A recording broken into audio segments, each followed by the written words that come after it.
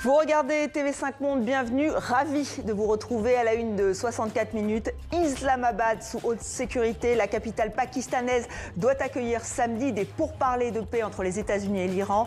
J.D. Vance est en route, le vice-président américain dit vouloir des négociations positives. Le chef du Parlement iranien lui pose déjà ses conditions. Autre négociation directe à venir, celle entre Israël et le Liban. Ce devrait être la semaine prochaine à Washington. Des pressions internationales auraient permis d'éviter de nouvelles frappes israéliennes. Une accalmie relative, les combats se poursuivent dans le sud du pays. Nous serons en direct de Beyrouth avec notre correspondant Arthur Saradin. A tout de suite, Arthur. Autre trêve annoncée, celle de Vladimir Poutine. Comme l'année dernière, le président russe ordonne un cessez-le-feu en ce week-end de Pâques pour les orthodoxes. Il devrait commencer demain samedi et durer 32 heures. Mais les Ukrainiens sont sceptiques. Suite et fin de notre enquête sur l'exportation illégale des grumes au Congo. Les grumes, ce sont ces troncs de bois destinés aux scieries. Les dérogations pour les exporter à des compagnies étrangères se poursuivent. Des représentants de la société civile s'en inquiètent, vous les entendrez. Allons-y franco, l'actualité vue par les médias francophones, c'est tous les vendredis. Regard croisé suisse, canadien, belge et français ce soir. Est-ce la fin de l'ère Orban en Hongrie? À 2 jours de ces législatives sous tension, on en débat dans la seconde partie de cette émission.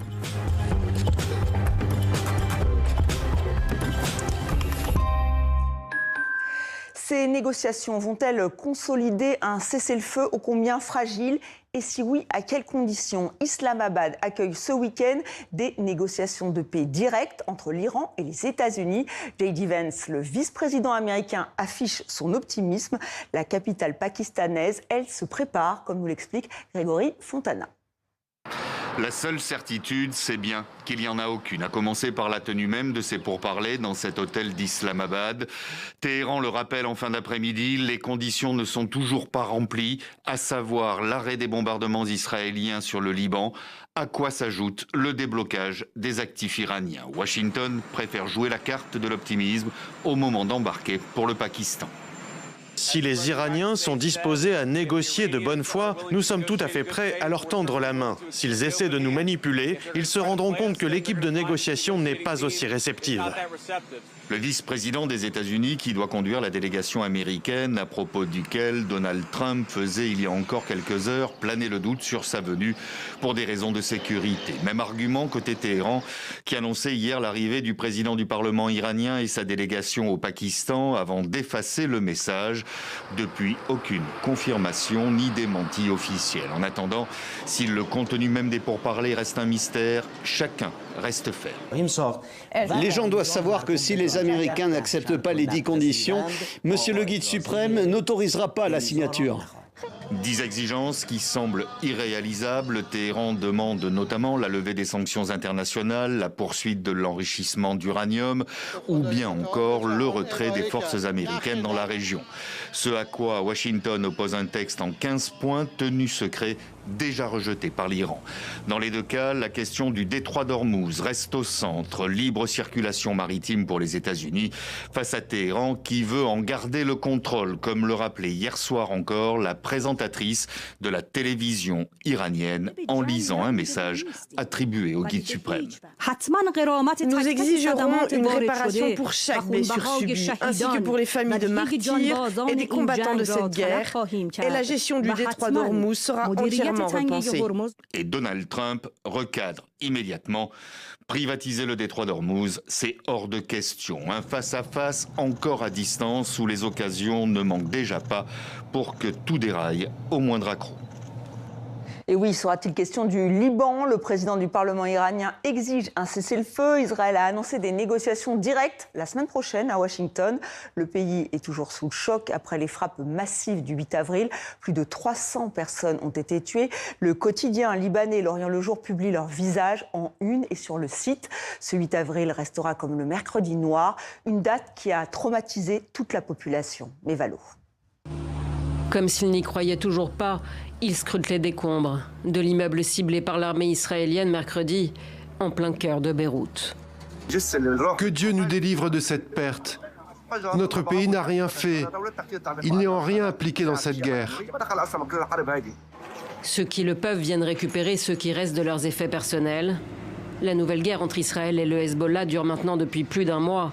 Les Libanais sont à bout. Nous voulons mettre fin à l'état de guerre par tous les moyens possibles, que ce soit par la négociation ou autrement.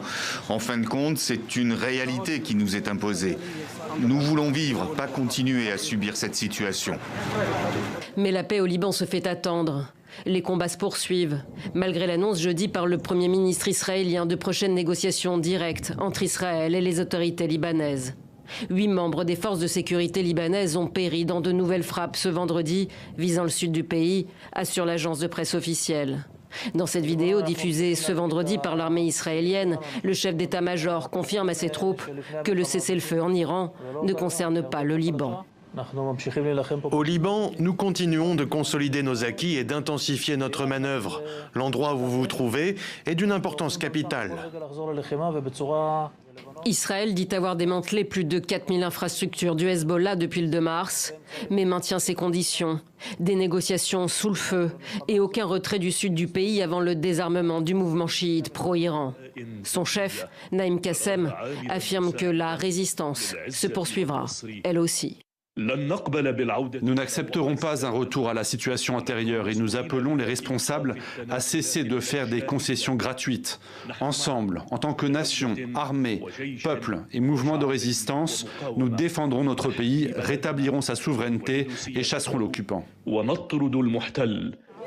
Hezbollah revendique un tir de missile sur une base militaire dans le sud d'Israël ce vendredi. Une riposte, dit-il, au raid meurtrier de mercredi. Nous retrouvons en direct de Beyrouth l'un de nos correspondants sur place. Bonsoir Arthur Saradin. Est-ce que l'on craint toujours des bombardements massifs israéliens ? Oui, bien sûr, parce qu'aujourd'hui, les Libanais à Beyrouth et d'ailleurs partout dans le pays sont encore sous le choc de ces attaques du 8 avril. On a pu encore recevoir, nous, des images du sud du Liban aujourd'hui, notamment de la ville de Nabatiyeh, qui est à l'est de la frontière et qui a été massivement frappée par l'armée israélienne. Plusieurs membres des forces de sécurité libanaises et plusieurs civils ont été tués. Aussi, on a pu constater des bombardements autour des ponts qui relient le sud du Liban au reste du pays, ce qui montre l'isolement progressif de cette région. Et toujours dans le ciel de Beyrouth, eh bien, l'aviation israélienne et le bruit des drones au-dessus de nos têtes qu'on entend quotidiennement et qui ravivent cette crainte de bombardement à venir dans la capitale. Alors, le gouvernement a appelé au désarmement de Beyrouth. Le Hezbollah est-il inquiet des négociations à venir? On le rappelle, ce serait la semaine prochaine, donc à Washington.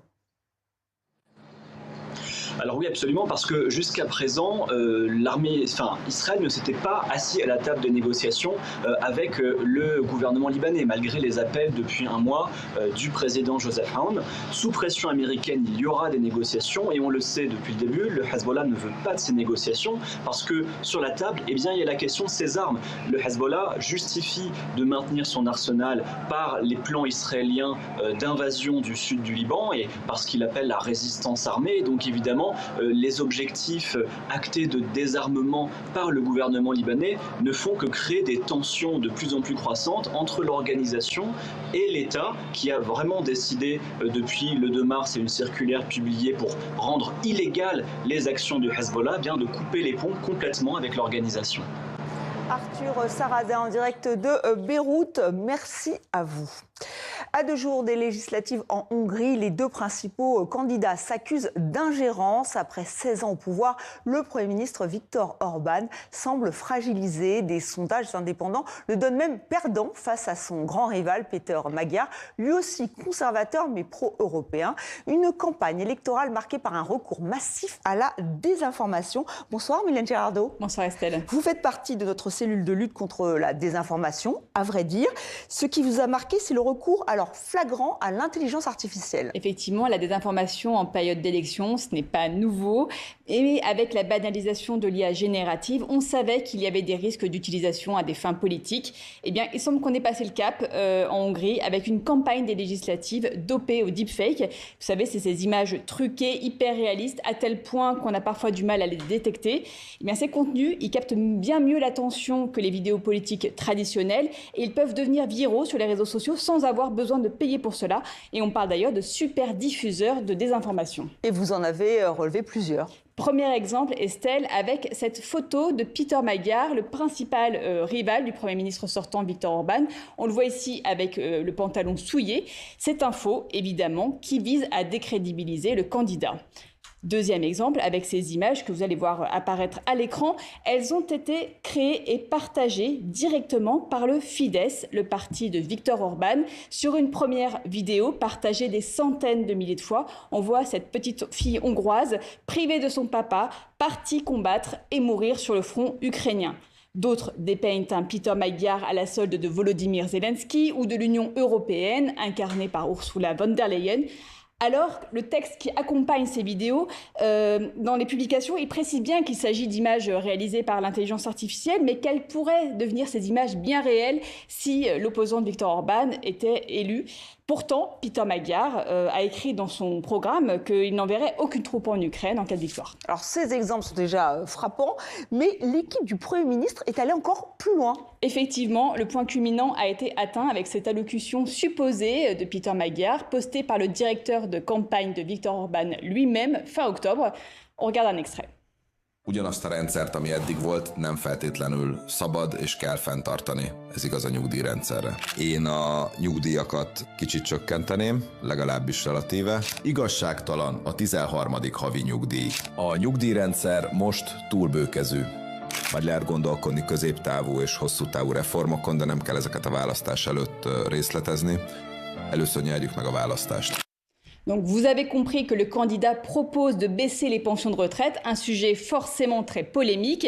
On voit Peter Magyar avec derrière lui le logo de son parti, c'est bien sa voix, sauf qu'il s'agit d'un pur deepfake destiné à tromper les électeurs. Et si nous avons pris la précaution d'indiquer sur l'extrait qu'il était généré par IA, rien de tel sur les réseaux de Fidesz. Alors Mylène, on pourrait se dire que bon, après tout, c'est pas vraiment une surprise de la part du camp de Viktor Orban, qui est très proche de Donald Trump, dans le fond, dans la forme, mais d'autres partis hongrois font pareil. En revanche, voilà, c'est plus surprenant en fait de la part de certains partis de l'opposition, notamment le Parti démocrate. Il milite contre le vote par correspondance des Hongrois des pays voisins, un vote qui est suspecté de fraude et traditionnellement favorable à Orban. Eh bien, le Parti démocrate, il est à l'origine de vidéos comme celle-ci, diffusées par un journal partisan.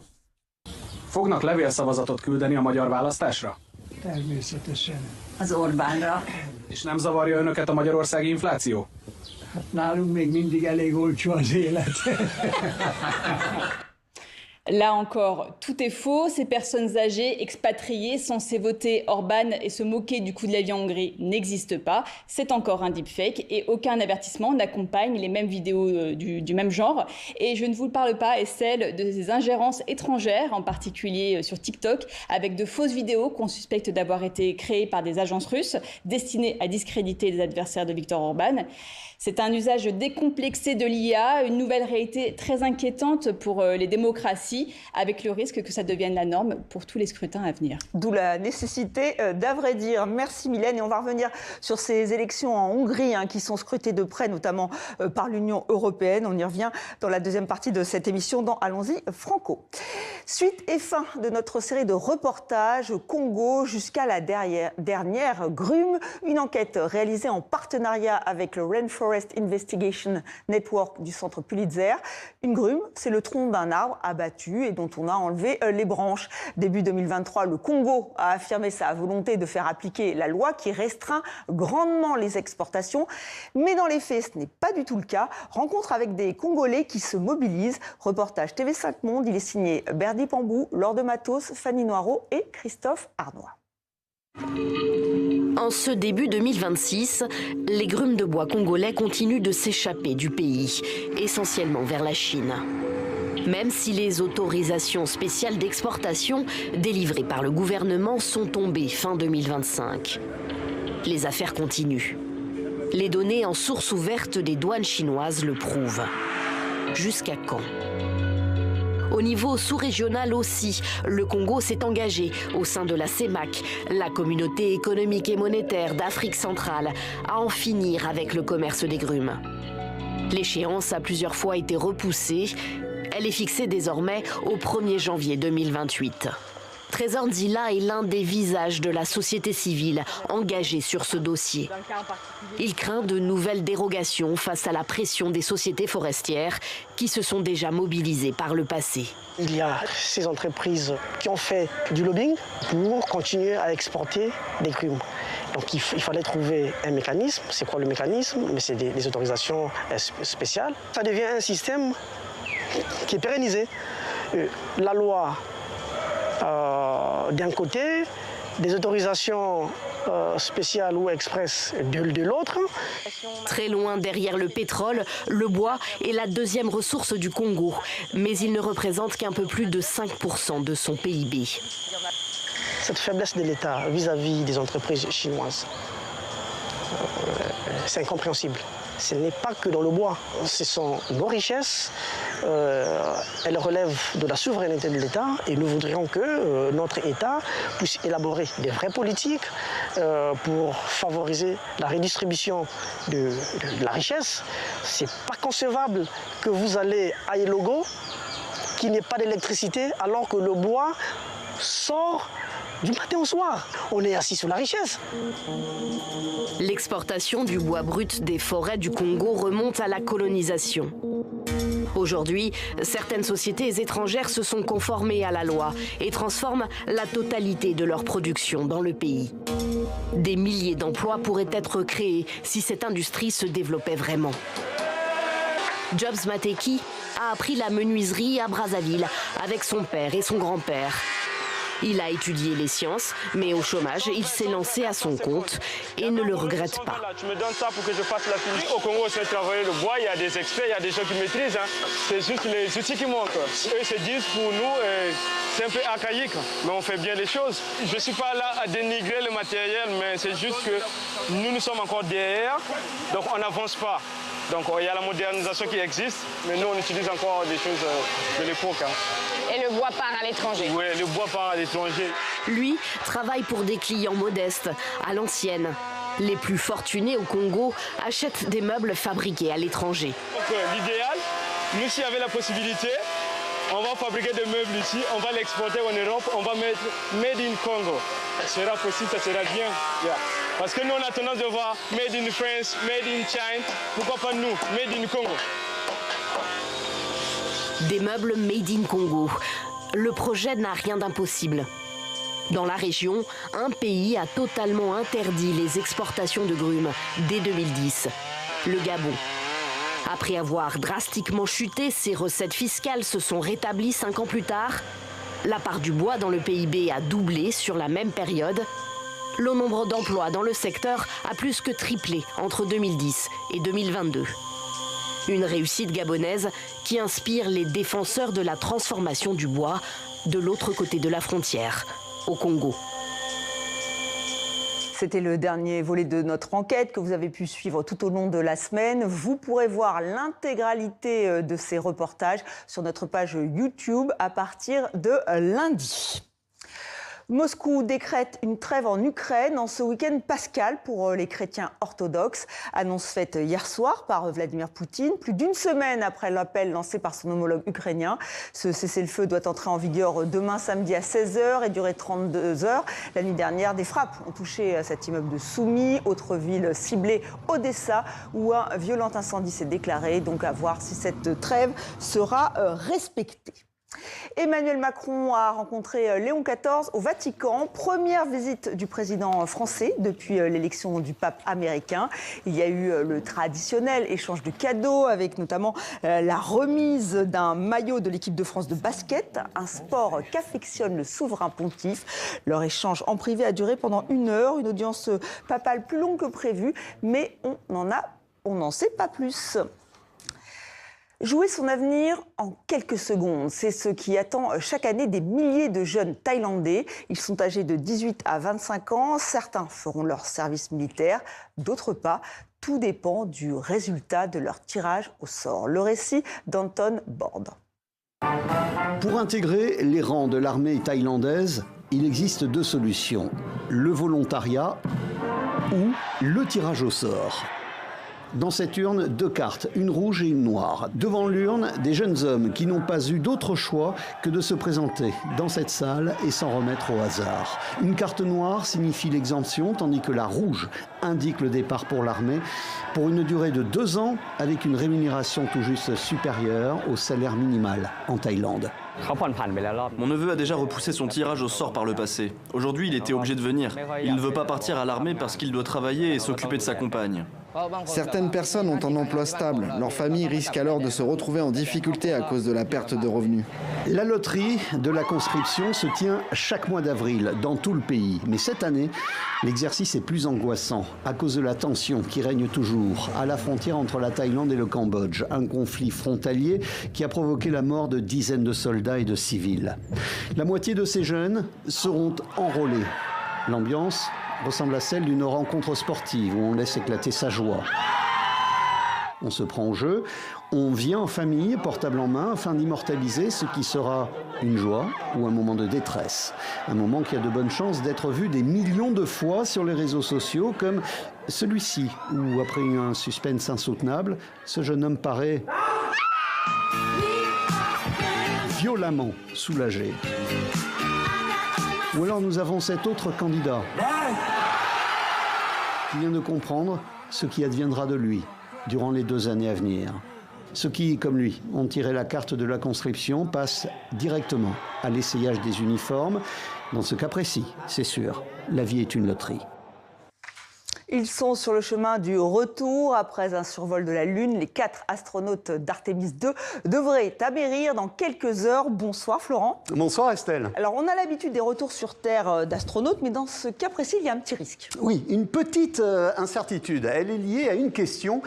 Comment va se comporter le module dans lequel se trouvent les passagers qui reviennent de la Lune?